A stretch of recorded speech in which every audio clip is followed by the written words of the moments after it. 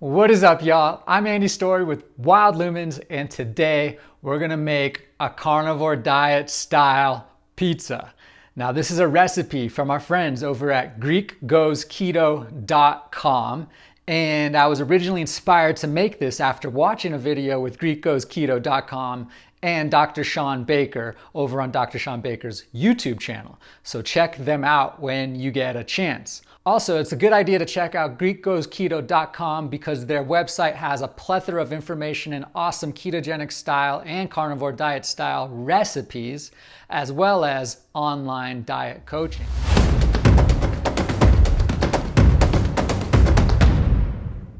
This is a very easy recipe to execute, but I do want to mention that it does entail cheese coming from the dairy department and some spices.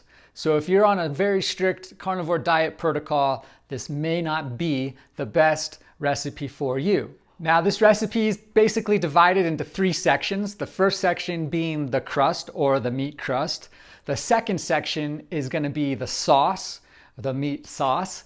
And then the third section is going to be the toppings and what you can use to really bring in some amazing flavor. Now let's go over what we're going to need for the crust as far as ingredients go. You can basically use any kind of minced meat or ground meat that you want. The one called out in this particular recipe is 250 grams of minced lamb and 250 grams of minced beef. Then you're going to need a whole egg and 3 egg yolks, plus 100 grams or 3.5 ounces of goat or sheep feta cheese. Now, it's particularly important that you get real feta cheese coming from sheep and goat's milk rather than cow milk. Now, that's definitely a Greek thing and a taste thing. Also, we're gonna need 1 tablespoon of beef gelatin, a half a cup of sparkling mineral water, 1 teaspoon of sea salt, 1 teaspoon of black pepper, freshly ground preferred, 1 teaspoon of oregano, 1 teaspoon of garlic powder, a half a teaspoon of ground rosemary, and then that one is optional.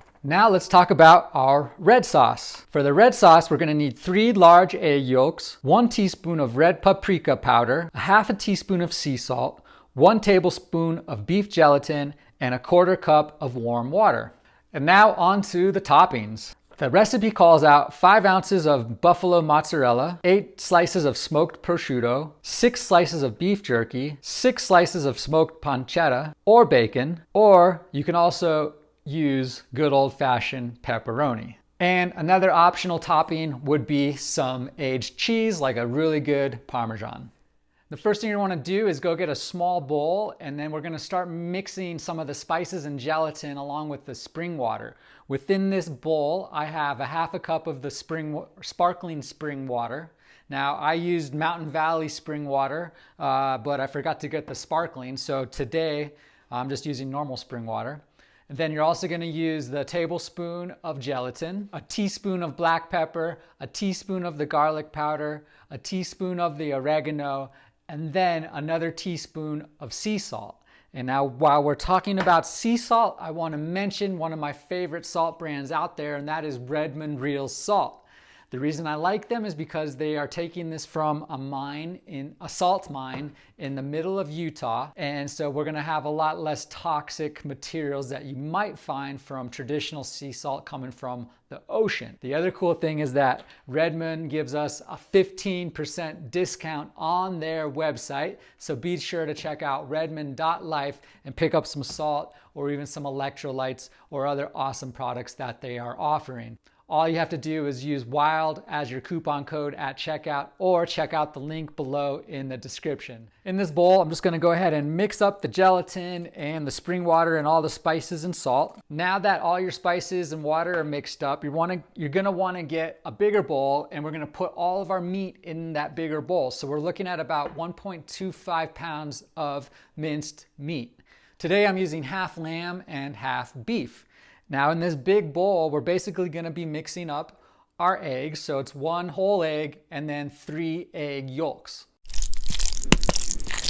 And then in the background, I've already turned on the oven, so I'm preheating it at 400 degrees Fahrenheit.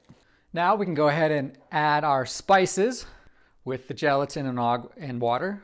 And we can go ahead and add our feta cheese to our meat mix, or our crust mix as well. I was able to source some locally made cheeses. I have some Bulgarian sheep milk cheese, feta cheese, and then I have some goat milk feta cheese. So these should be delicious. I haven't tried them yet, so well, we'll see what happens. And the amount of feta cheese that you're gonna wanna put into our crust is 3.5 ounces, which is about this much. So I'm just gonna crumble it up, and then we're just gonna wanna mix everything up very thoroughly once again.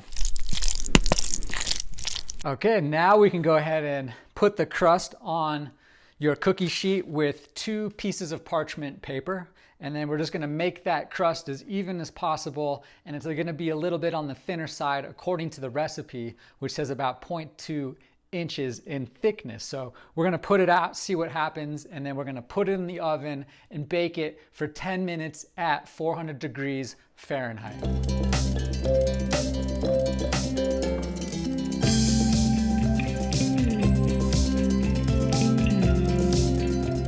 Now that the crust is in the oven baking, we can go ahead and make our red sauce. Now you're gonna wanna get yourself a small mixing bowl, add 3 large egg yolks, 1 teaspoon of red paprika powder, a half a teaspoon of sea salt, 1 tablespoon of beef gelatin, and then a 1/4 cup of warm water, and just go ahead and whisk it on up. And then once that's all mixed up, we're just gonna wait for our crust to be baked, and it's basically being baked halfway. So once that's ready, we're gonna pull it out, put this sauce on it, put our toppings on it, and then put it back in the oven and let it cook for another 10 minutes, but we'll get there shortly. Now, if you guys have enjoyed this video up until this point, please hit that subscribe button, hit that like button. I'm gonna send you a big fat thank you right about now.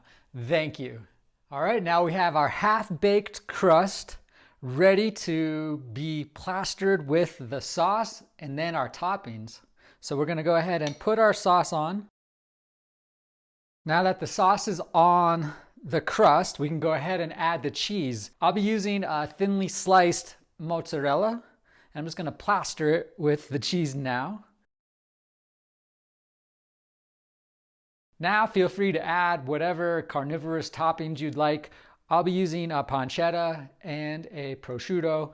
I was gonna use pepperoni, but I totally forgot to get pepperoni when I went to the store. So we'll make do with what we got. The recipe does mention that you're gonna want thinly sliced. So the prosciutto obviously is thinly sliced, and usually pepperonis are pretty thin. So opt for thin over fat. I'm gonna also top it off with a little bit of a hard cheese, a hard Parmesan, just to add a little bit more flavor. Now, while we're putting this cheese on, I wanna mention that you should go check out GreekGoesKeto.com. Remember, they're the ones that provided us with this awesome recipe, and they're gonna provide you with awesome information on their website, so check them out. Now that our toppings are ready, we're gonna go ahead and put this back in the oven and fully bake it for another 10 minutes. All right, you guys, here is our Carnivore Diet Style Pizza. I went ahead and let it bake for about an extra 5 minutes just because I was trying to get the mozzarella and the cheeses to get a little on the golden side, but it just didn't happen. I'm cool with that. Now I just want to take a bite and see what it tastes like for the first time.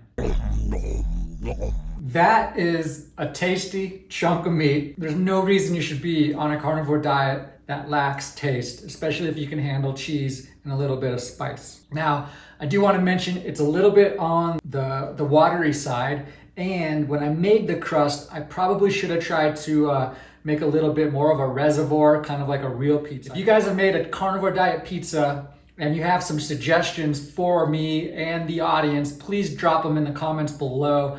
I'm always trying to make better carnivore diet style meals. But regardless, if you guys made it this far, I really appreciate y'all watching this video, and hopefully I'll see you on the next one. Thanks so much.